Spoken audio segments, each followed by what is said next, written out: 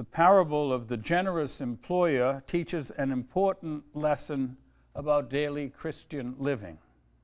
On a first hearing, the story may strike us as odd.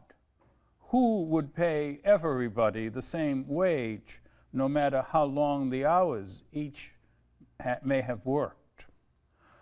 Why would Jesus commend such an indiscriminate landowner? Who would offer a contract that stipulates equal pay for unequal service? However, a general rule of Catholic faith affirms that Jesus does not make mistakes. What we read about in the Gospels communicates saving truth. This Gospel provides no exception. What truth do we learn from the overly generous landowner? We discover how God loves us. We come to recognize that his loving us does not depend on what we do. God loves us because he is good, not because we are. The landowner, so the gospel instructs us, does not merit criticism because he is generous. Should we question the divine generosity? Should we try to figure out why God loves the way he does? Generously? Of course not.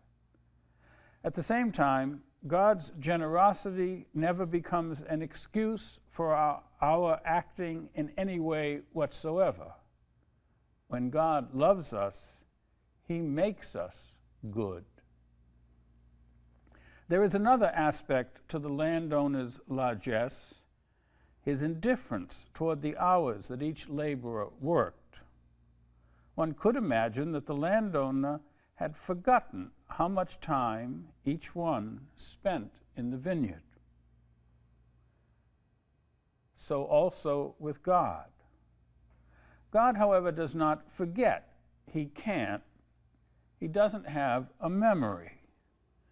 Memory, of course, helps us, human beings, keep track of the past. We need to learn from our mistakes and from our successes. God, however, lives only in the present. Neither the future nor the past exists for him. To know that God doesn't have a memory affords great consolation for Catholics.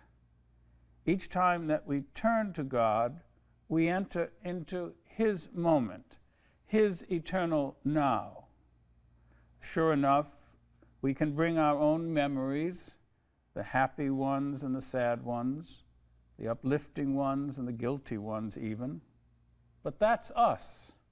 For God, the only moment that exists is that the moment that he pays us his usual daily wage. Many people project memory onto God, and as a result, they remain estranged from him. Others let memories keep them from drawing close to God, whatever the pretext, sufferings, resentments, and so forth. Even people who stay close to God need to recall this parable of the generous landowner in order to ensure that they avoid the big mistake of thinking that God's love depends on their own initiatives.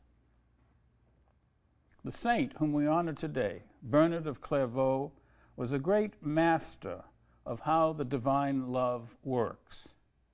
Those who follow St. Bernard, the Cistercians and the Trappists, so much appreciate the divine generosity that they devote their whole lives to contemplating it. At Mass today, ask St. Bernard to help us to grasp how God loves us now.